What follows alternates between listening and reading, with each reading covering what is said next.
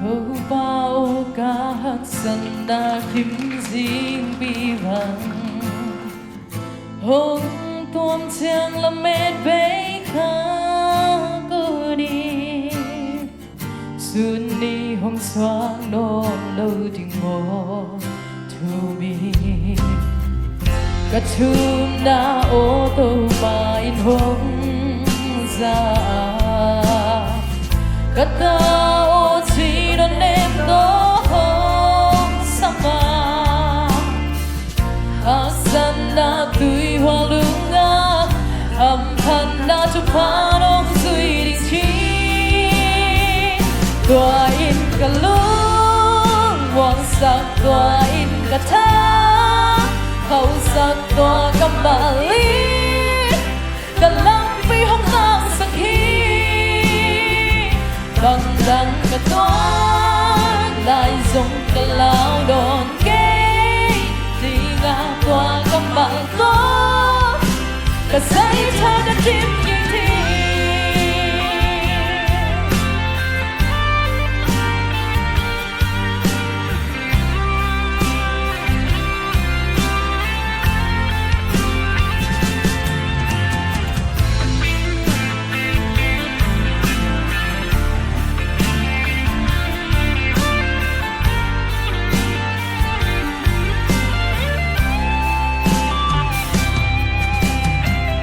dẫu bao ca hát sân đã khím riêng bi vàng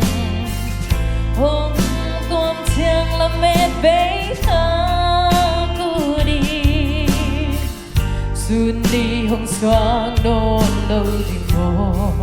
thu đi cả thum đã ô tô và in hôm ra cả ta ô chỉ đón em đó hôm sama hát sân đã tươi hoa lung nga âm thanh đã chụp phá đông duy định chi tòa in cả lúc hoàng sắc tòa in cả tháng hậu sắc tòa cầm bà lý cả lắm vì hông tăng sắc hi bằng đăng cả tòa lại dùng cả lao đòn kế đi ngã tòa cầm bà tòa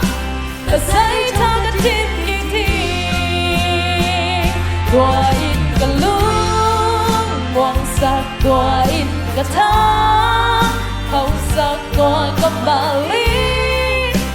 cả lắm vì hông mang sắc hi bằng đăng cả tòa lại dùng cả lao đòn kế đi ngã tòa cầm bà tòa cả giấy thơ đã chìm như thi tòa cầm bà tòa cả giấy thơ đã chìm như thi tòa cầm bà tòa cả giấy